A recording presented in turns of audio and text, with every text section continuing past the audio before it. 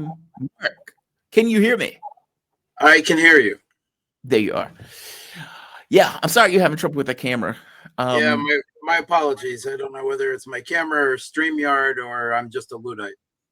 don't apologize. It's that stuff happens. Technical issues take place. It's just kind of part of the job. But thank you for joining me, Mark Sleboda, International Relations Security Analyst. You can find Mark on Boosty, Boosty, under Real Politic with Mark Sleboda. Mark has also been putting out videos on YouTube, so badass on that. How you doing, man? You doing okay today? I'm better now. I'm alive. Thanks. How's that with you? Thanks for having me. It's always an honor and a pleasure to be on the show. It is always an honor and a pleasure to have you, Mark. So I guess there are two big issues. One, Kupyanks and Pokrovsk are surrounded. Anytime you see Putin in camo, something has hit the fan. He was having a conversation with Gerasimov at the command center, and they released the new missile or information about the new missile, nuclear-powered missile that can effectively travel anywhere around the world. But he also announced that Pokrovsk, and I may be pronouncing it wrong, but Pokrovsk and Kupyanks were surrounded. He pointed out that there were 31 battalions of troops that were surrounded in those regions. That is amazing. What's going on here? Yeah, okay. I think we've been working towards this for a long time because we've been talking for several months now about the growing, first operational encirclement and now nearly complete physical encirclement of these two urban, heavily defended urban stronghold areas. Pokrovsk in the south central Donbass, formerly an important transport and logistics center, and Kupyansk in southern Kharkov, which Russia actually held in the beginning of the war and then had to withdraw from in the autumn of 2022 after, it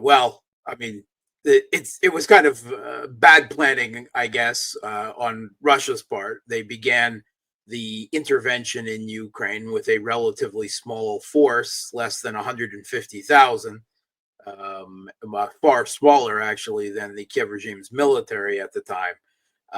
And they believed that they were forcing a diplomatic settlement, the Minsk protocols. But Kiev was just stringing them along while they got Western weapons into the country and while they rapidly mobilized large numbers of forces. And for whatever reason, Russia had not begun their own mobilization. And suddenly Ukrainian forces within a few months vastly outnumbered Russian forces, and they needed to withdraw from Kherson City and from Kharkov in order to shorten their defensive lines. And they began their brief own mobilization. They mobilized 300,000 reservists, and by then they got their volunteer contract recruitment program up and running.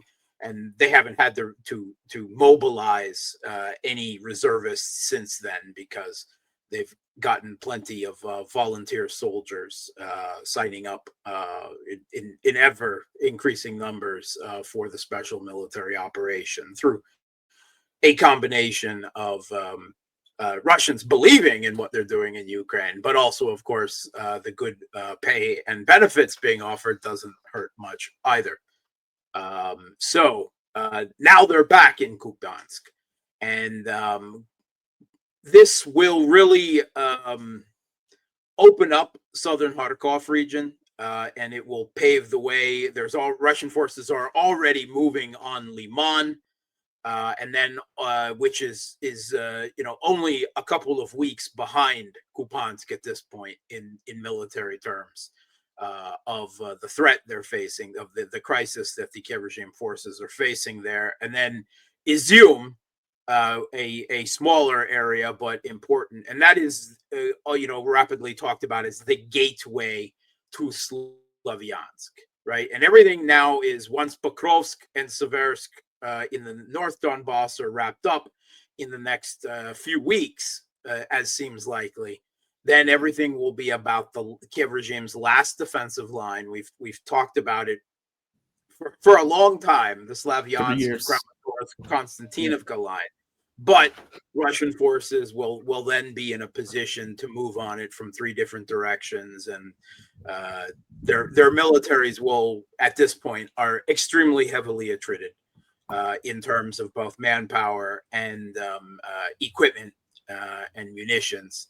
And the Kiev regime's military is getting weaker and smaller every day, and the Russian military is actually getting bigger and stronger in terms of equipment and experience every day. So it's really becoming extremely uneven and lopsided at this point. And what's happening in Pokrovsk and Kupyanks shows it.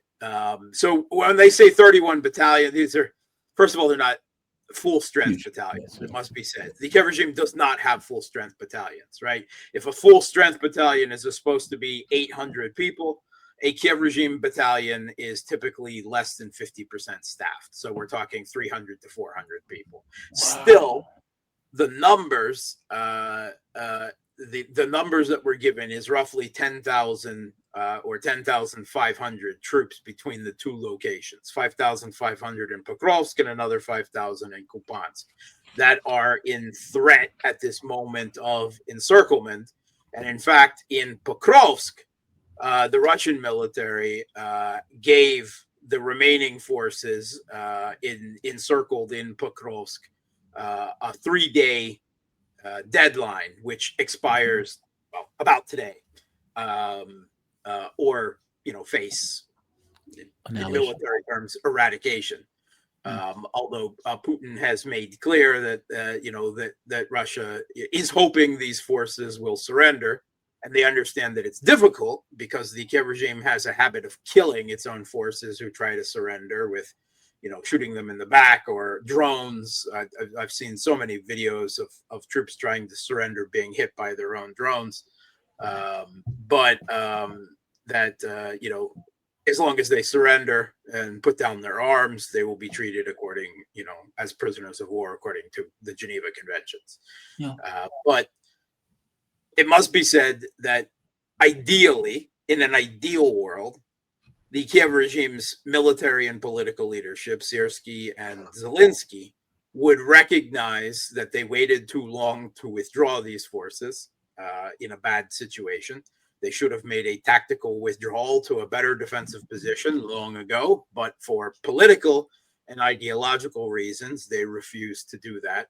And now these men are trapped, and they ideally should order them to lay down their arms and surrender, because their position is hopeless. They cannot be reinforced. They cannot be resupplied.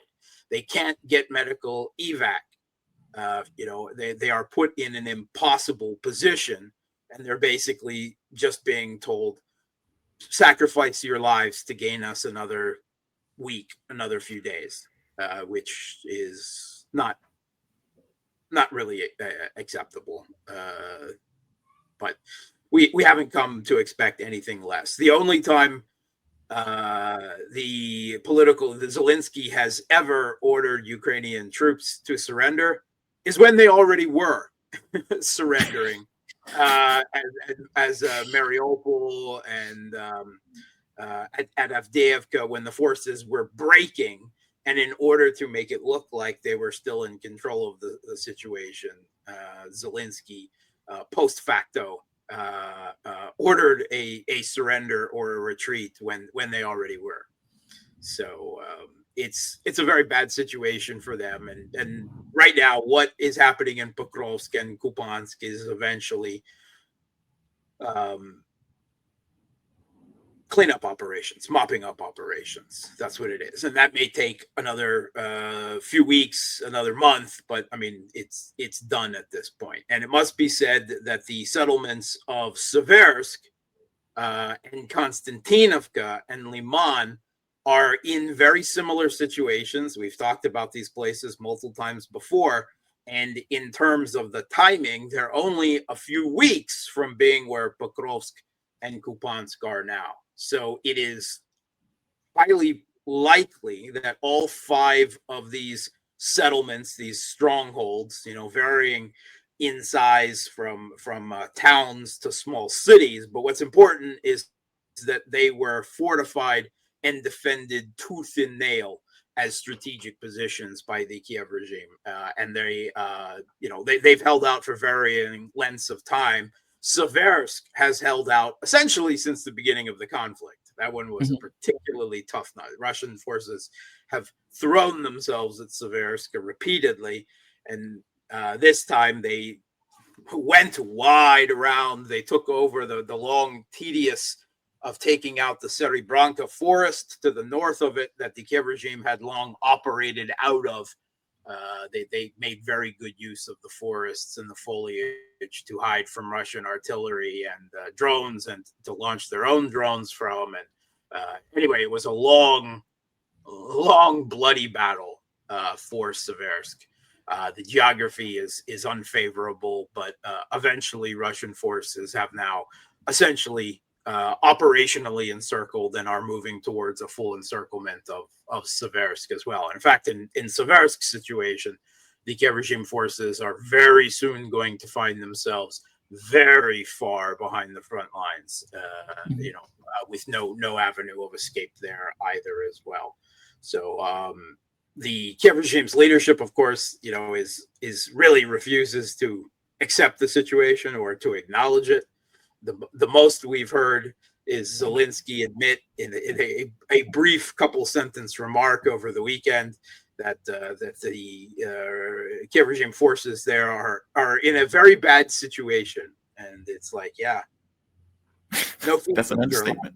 No, yeah, it's an understatement, and the Kiev regime does just not have the manpower left at this point to take the loss of another 10,000 troops in situations where they're obviously not going to get a very good kill ratio. Not that they have been so far. I don't know if you saw the video with James Carden over the last week, a former State Department official and advisor on Ukraine. He did an interview with Sky News Australia, actually. I did see that interview. I have the clip for it. Yeah. He was asked, about the situation, and he threw the reporters' propaganda back in their face and said, it's exactly the opposite, right? Russian forces aren't exhausted. Russian forces aren't anything. Russian forces are strong and getting stronger. And he ascertained that the kill ratio was 36-1 in Russia's favor. And I was floored, right? Because I find it hard to believe that number. I can believe that in certain situations it reaches 8-1 or 10-1 even, but 36-1? I mean, wow. I don't know where he got that number from. I was wondering where he got it from myself. I have to say that still, without some kind of corroboration, I don't believe that number, but I can't completely discount it either, because he is a serious individual. He's not a pro-Russian, propagandist or even enthusiast or whatever. And anyway, I think we can ascertain that the kill ratio is now simply absurd.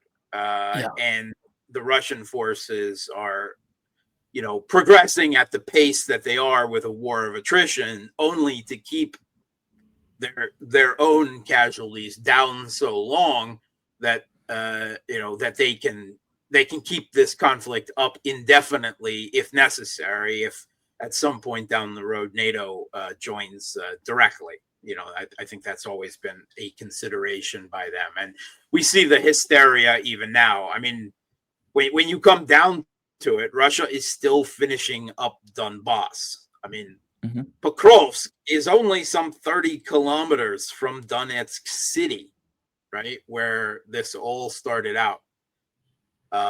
And you hear the desperation in the hysteria in the West right now. with, being willing to at least consider, even if for the moment they have put aside the possibility of transferring Tomahawks, which was always problematic with launchers and U.S. personnel being needed and everything. But we saw the resumption of Storm Shadow strikes deep within Russia. And just over the weekend, U.S. forces in Ukraine, Trump was striking a dam in Belgorod, a reservoir dam that would cause, it's already causing some flooding, but if it is completely destroyed, then there's no military utility to it, right? It's simply spite, lashing out because their forces are so in such a desperate situation. It would only cause the loss of lives of civilians and damage to civilian infrastructure, buildings, homes, that sort of thing. And HIMARS we've seen that repeatedly, and we know from New York Times reports that every HIMARS strike cannot occur without the targeting, the guidance data, the satellite data, and the green light from the U.S. Every single HIMARS strike. We're not even talking ATACMS, right? We're just talking a regular using a guided launch missile, and that means that Trump, for all intents and purposes, is lashing out by hitting a dam in the Belgorod region to this situation. And Russians don't like that, but ultimately, it is desperation. There's nothing else to say about that. And the fact that they resort to this is another sign of why Russia cannot let this regime stay in power at the end of this conflict. That they need to remove this entire regime and remove U.S. influence from U.S. and European influence from Ukraine in its entirety, because there can't be any settlement with that. I would like to point out that I think it was several weeks ago that you and I were talking, and I said the map looked as if there was a mass encirclement that was taking place. Now, it may not have been a mass encirclement, but it did. But as you point out, all of these areas seem to be falling within back to back. Yeah.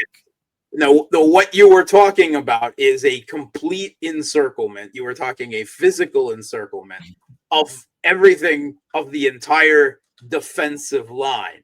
And I pointed out that the manpower requirements for that would simply be prohibitive. And I told you that an operational encirclement of Slavyansk and Kramatorsk was possible at some point down the road if supply lines were cut, but that area was so big that even with Russia's advantage, that the manpower requirements, and what we're seeing is not one big encirclement, but now we're seeing each of these urban areas being first flanked in pincher movements, and eventually having their supply lines first operationally cut.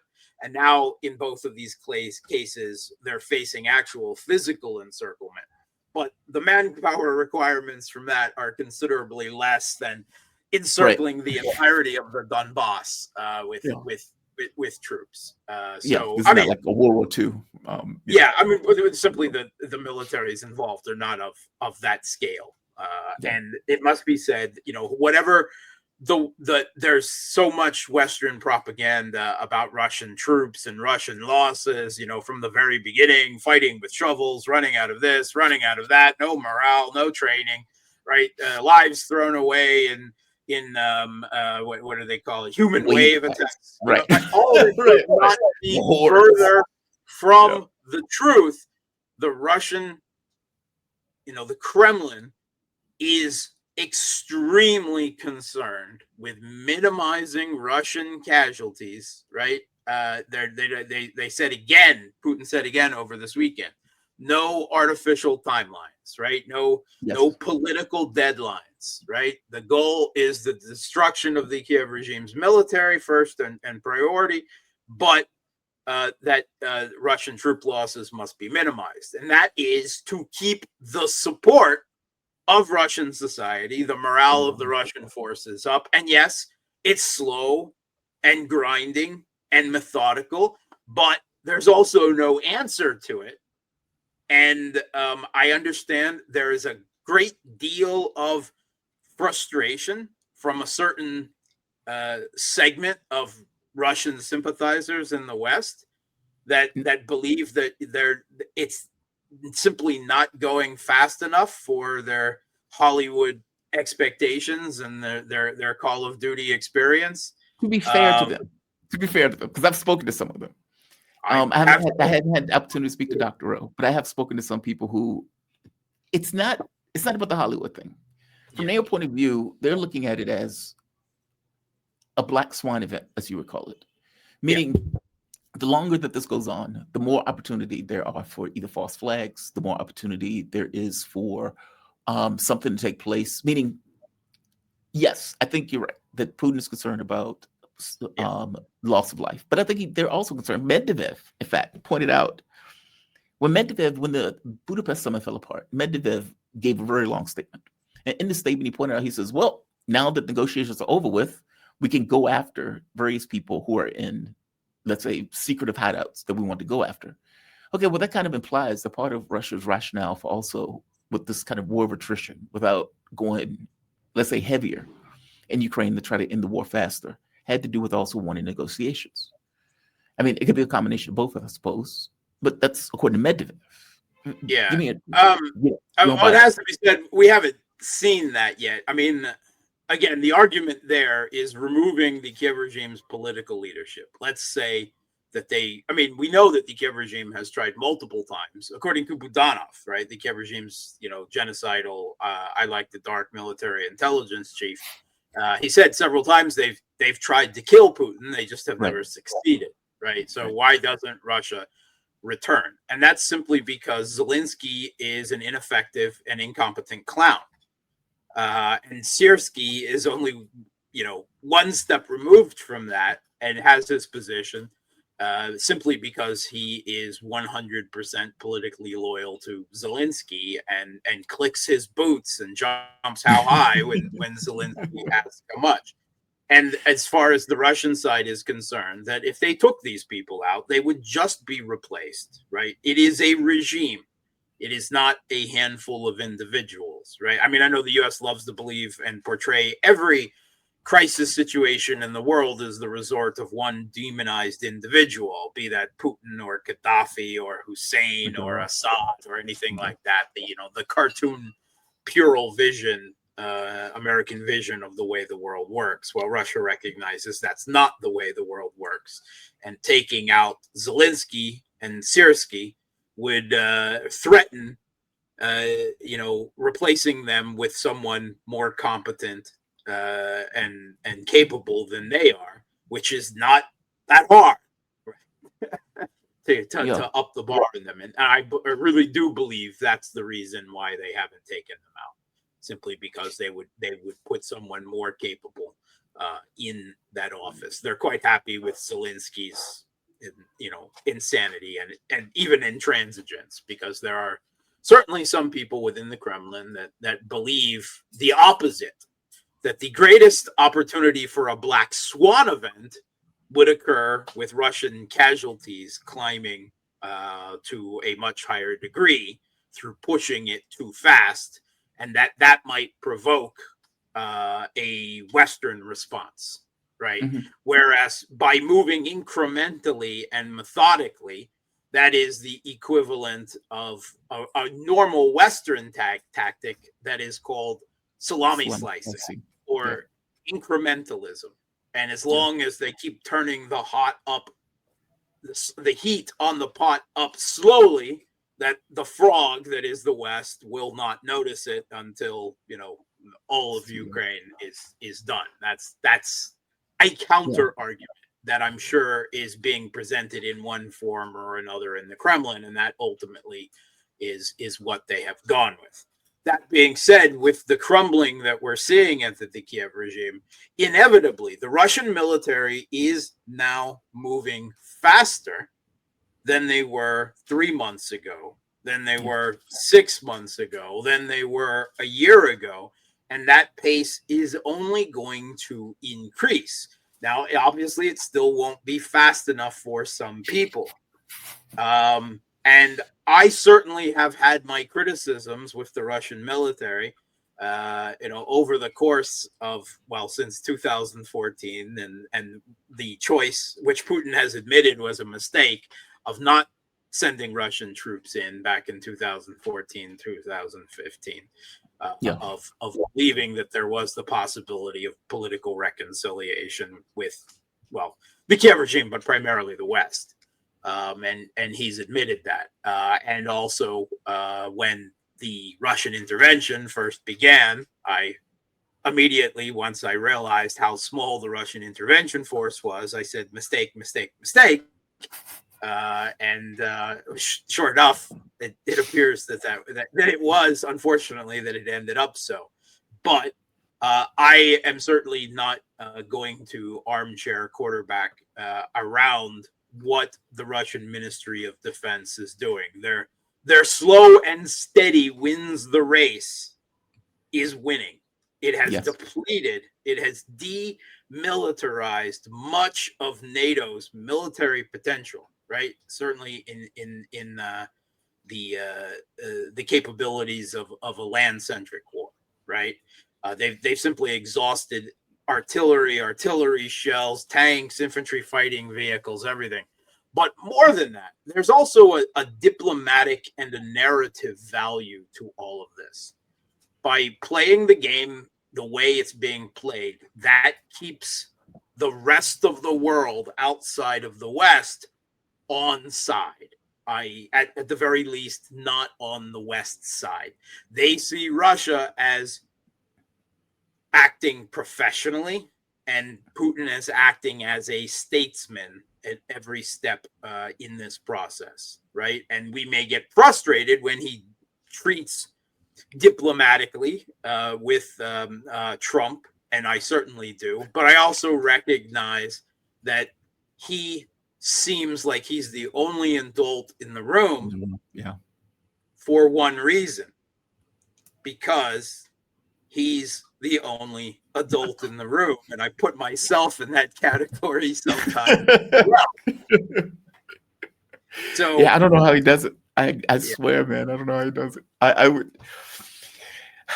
Those are not my instincts. My instincts would be wrong. It must be said, it's not just Trump. I mean, Putin treats every world leader that way, right? That is the behavior, the political culture that Putin has asserted. You can say it draws from the Soviet Union, and I think there's a degree of truth there. But even Macron, whom it is quite obvious that Putin really despises, has utter contempt for, he still couches his barbs at Macron in varying degrees and layers of civility and smiles as he does so. You have to really know Putin to know what is underneath that, and that is simply behavior. For everything else, there's Medvedev, right? And before Medvedev, it was Zhirinovsky. But now that Zhirinovsky has left us, and many people in Russia are going back over many of his videos, his claims, his predictions. Of course, they always cherry pick the ones that were the ones accurate, that came through, rather than all of the other clownish stuff he said as a Russian. I think it's fair. I mean, he wasn't necessarily so much in the ethnic terminology, but he was a Russian nationalist of the highest degree. And now it has, whether it has been decided to rebrand Medvedev or whether he has had a Damascene conversion along the way from his previous flirtation with the West when he was Russian president for 4 years and so on, 5 years actually. Anyway, he's the bad cop, he's the designated anger management translator, and what he says is not necessarily the Kremlin's official position, but is often indicative of the arguments that are occurring within the Russian Security Council. Shall we say, of the extreme end of that. And I believe there's a purpose to, it's not incidental that Medvedev Right. says this stuff. Agreed. He's putting out a Russian maximalist position that is not only for the Russian domestic political audience, but it is for the Western political elite. So to know where Russia could take things if they don't, have some type of self-reflection and a return to sanity, which they frankly don't appear capable of. So, yeah, I take Medvedev as being an honest voice. I just take him as, it's. I don't believe for a moment that Medvedev is a rogue actor or random. I take all. It's not like he's saying something that's different. I mean, Putin may have put it in different political language, but Medvedev just, he sounds like this is what they're really thinking. Putin is couching it in certain language, but this is what they're really thinking. That's why I always take Medvedev. And again, part of that is the Russian president will remain professional in all ways, in all rhetoric, all circumstances. But that is not the requirement of the deputy chair of the National Security Council. And if you still want to consider him, there's still no one who represents Putin's wingman and understudy.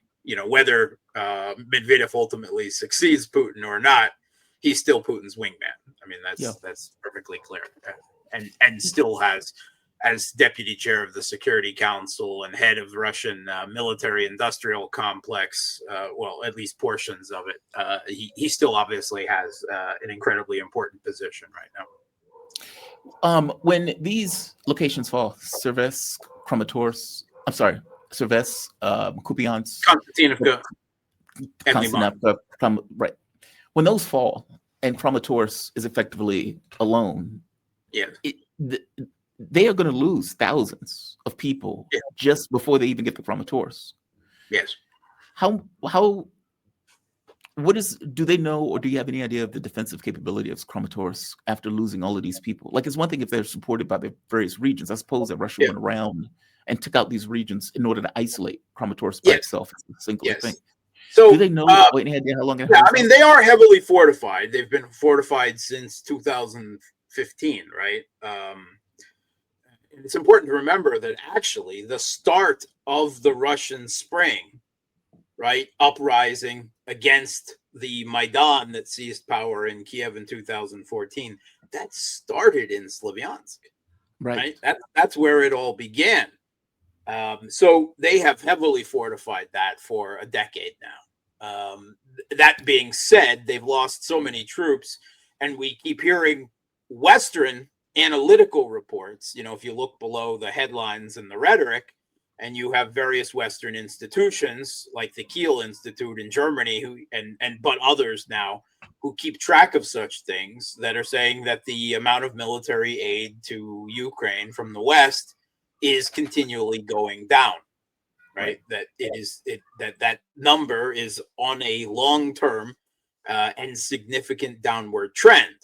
And you could argue that part of that is because Trump is no longer providing large military packages, and what does come from the U.S. is supposed to be paid for by the Europeans through the new Pearl program. But to a much more real extent, the real truth behind that is the West, including the United States, is simply out. They're tapped out. They don't have the weapons, right? We had this report from Trump, from the Pentagon earlier, from Elbridge Colby, talking about the critical shortage of air defense interceptor missiles, which I will still proclaim from the hills is the U.S. Achilles heel right now. Their air defense, their low production rate of air defense interceptor missiles, but also, even standard offensive missiles, ATACMS, everything. There are 12 missiles that the Pentagon has ordered the U.S. military industrial complex now to double or quadruple production of. And the reply from the military industrial complex is like, yeah, great. But we're going to need tens of billions of dollars of more investment before we can, actually go about even the construction and years that would take to do that. But yeah, please, let's go. Just give us the money. And the Pentagon, the reaction from the White House seemed to have been, well, we expected you to just magic it appear, produce on demand, that sort of thing. And there's only very limited, very extremely limited progress, in that regard. And for a strange reason, it seems that, even if we're talking artillery shells, that, the facilities that they're setting up for artillery shell production in the U.S. and in various places in Europe, I mean, they just seem to be rushing things so much that they keep having explosions. And I can't say why. I guess they're just careless. One last thing on this issue before moving over to the new missile. Once Kramatorsk falls, whenever that takes place or however long that takes place, at this point, there is no additional. The territory, or let's say the fortifications, are not extended beyond Kramatorsk, correct? Like that's okay. Once there was an attempt.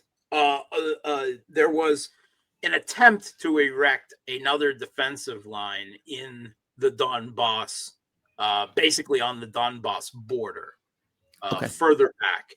But Russia has already penetrated that in the direction of the Dnipropetrovsk region, so south of Donbass, where Russian forces have already moved completely to the west and are now breaking in. Obviously, they're in the Dnipropetrovsk region at this point. They've broken clear through that, so it's not clear that defensive line is at all functional at this point. I mean, there is supposedly a position for the Kiev regime forces to fall back to.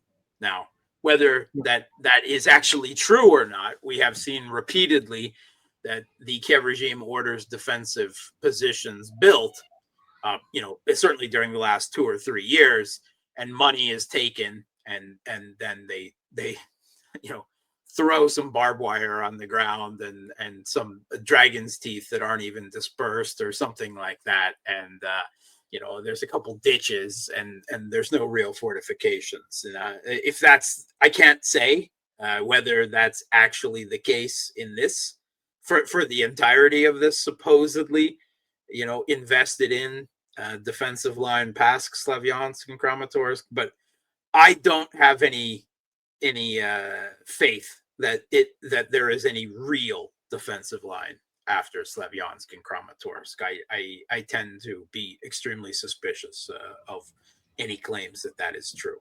So that's just open step. We see that Russian forces are already moving into the steppe in the Dnipropetrovsk region, right? To the west of what was the front in south central Donbass for Sleboda and Kharkov, right? While part of the Russian forces moved further up north to encircle Pokrovsk, some of them kept going west, right? There's now a Dnipropetrovsk front. And the same thing in the Zaporozhye region.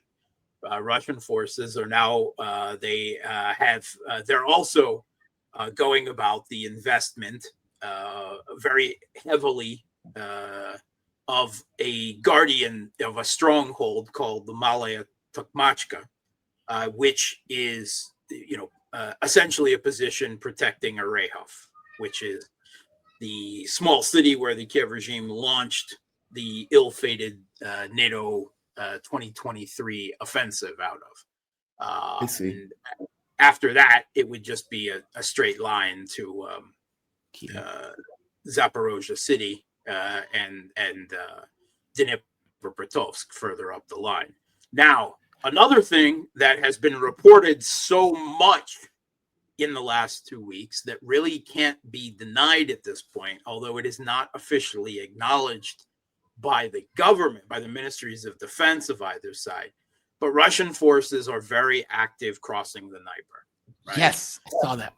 They are right now. It is mostly they're taking every last little island, including ones that connect directly, right, to the parts of Kherson City. The majority of it on the right bank, the west bank of the Dnieper River, and there are plenty of reports of Russian forces that have actually crossed the Dnieper, and it seems to be that they are suggesting that it is more than just DRG groups, right? That it is regular Russian infantry at this point.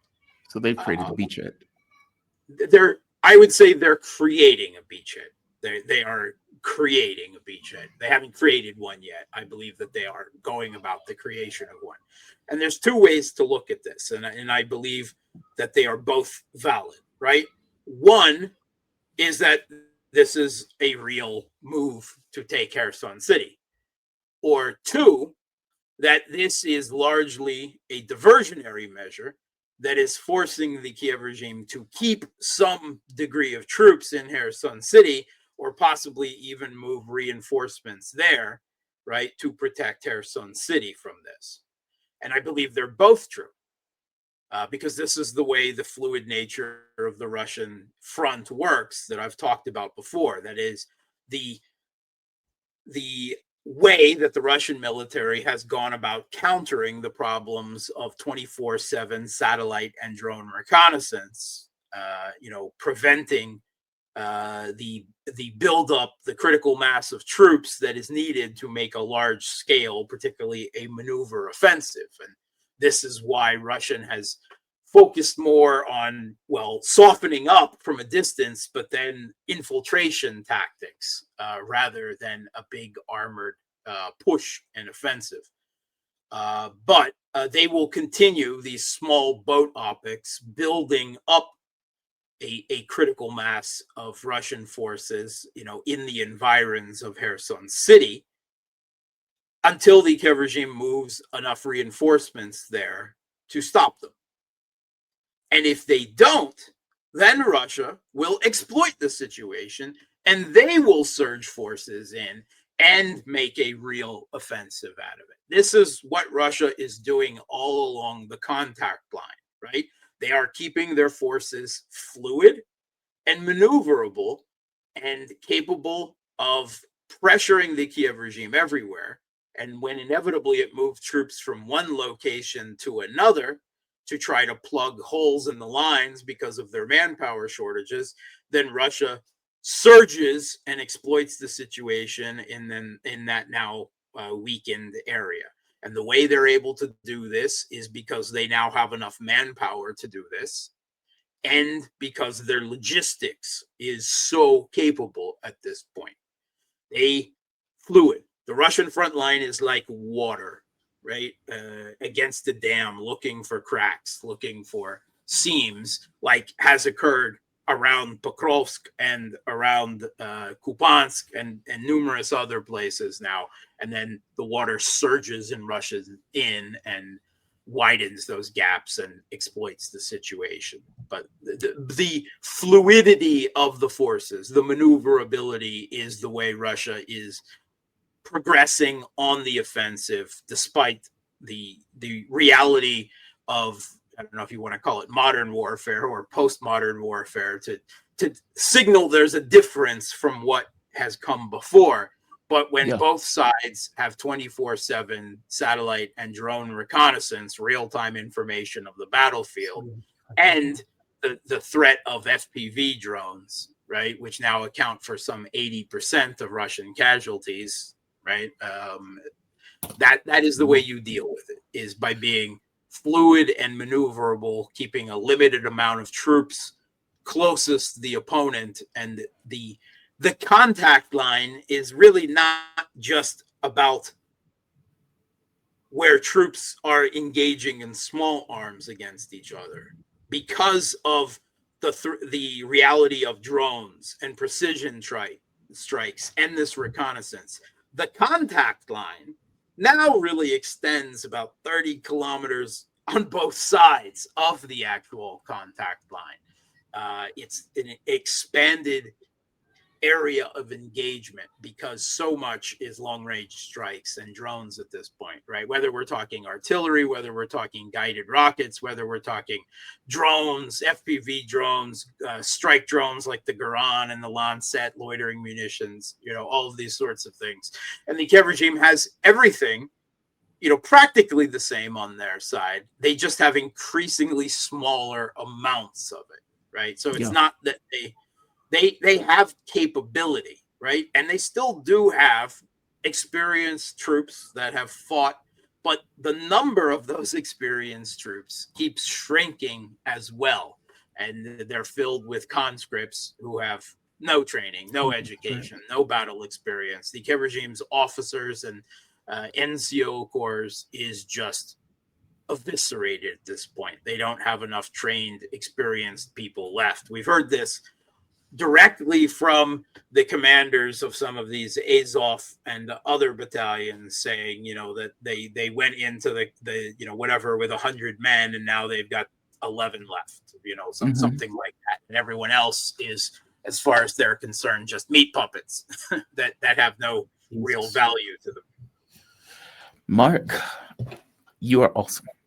A fantastic breakdown of what is taking place on the battlefield. This is a big deal. So thank you for the breakdown of this. Mark Sleboda, International Relations Security Analyst. You can follow Mark on Boosty, Boosty, under Real Politic with Mark Sleboda, or you can just put in his name. You can also find him on his YouTube channel. I've seen your videos that you've been putting out recently, so shout out to you for that. I've always, you best in the business. I don't take that back. I stand by that. Mark, thank you for this. You have a fantastic day, man. You have a good one. You as well. Bye-bye. Cheers.